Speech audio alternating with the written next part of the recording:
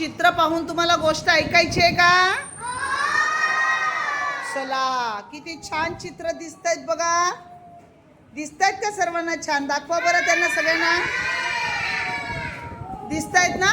चला आपण पहिले जाऊया स्वराकडे. हा, स्वराच्या चित्रात दिसतंय बघा. एकदा काय झालं, एकदा एक मोठ्याशा मोकळ्या मैदानामध्ये सूर्य आणि वारा, तो पांढऱ्या रंगाचा दिसतोय ना, डोळे मोठे करून बघतोय, तो आहे वारा. आणि पिवळ्या रंगाचा आहे तो सूर्य. बरोबर. ह्या दोघांची एकदा दोघांचं झालं भांडण. दोघं म्हणाले की मीच तुझ्यापेक्षा श्रेष्ठ. वारा म्हणाला, सूर्या मीच तुझ्यापेक्षा मोठा आहे. सूर्य म्हणाला, नाही नाही मीच तुझ्यापेक्षा मोठा आहे. दोघांचं भांडण सुरू झालं. इतक्यात तिकडे एक जंगलात फिरणारा प्रवासी, तो तिकडे त्यांना दिसला. तेव्हा वारा काय म्हणाला, हे बघ सूर्या, आपण एक काम करूया. हा जो माणूस जातोय ना, ह्या माणसाला जर ते कपडे जर बाजूला करायला लावले तर तोच सगळ्यात मोठा. वारा म्हणाला, ठीक आहे. मग वाऱ्याने काय केलं बघा. वारा जोर जोराने वाहू लागला. किती जोराने वाहू लागला, इतका वाहतोय जोरात. पण वारा जोराने वाहू लागला तसं त्या माणसाने काय केलं, त्याचे कपडे आणि त्याची टोपी वगैरे उडायला लागली. तर त्याने ती पकडून तो घट्ट पकडून राहिला.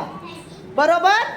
वारा बिचारा दमला. त्याने खूप प्रयत्न केला, पण त्या माणसाने घट्ट धरून ठेवले. आणि मग थोड्या वेळाने आली सूर्याची पाळी. सूर्याने काय केलं, तो थोडा वेळ शांत राहिला आणि हळूहळू त्याची उष्णता त्याने वाढवायला सुरुवात केली. ही उष्णता वाढवायला सुरुवात केल्याबरोबर त्या माणसाला हळूहळू घाम यायला लागला. तसं सूर्याने स्वतःची उष्णता अजून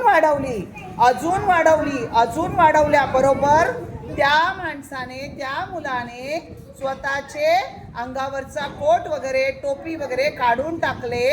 आणि तेव्हाच वाऱ्याने काय सांगितलं सूर्याला, सूर्या तू जिंकलास, तू मोठा आहेस, तू महान आहेस, मी तुझ्यापेक्षा लहान आहे. अशी झाली सूर्याची आणि वाऱ्याची गंमत. ही गोष्ट आवडली सर्वांना? नक्की आवडली? सर्वांना आवडली? छान होती ना गोष्ट? गोष्टीचं नाव काय होतं माहितीये? सर्वात महान कोण. गोष्टीचं नाव काय होतं?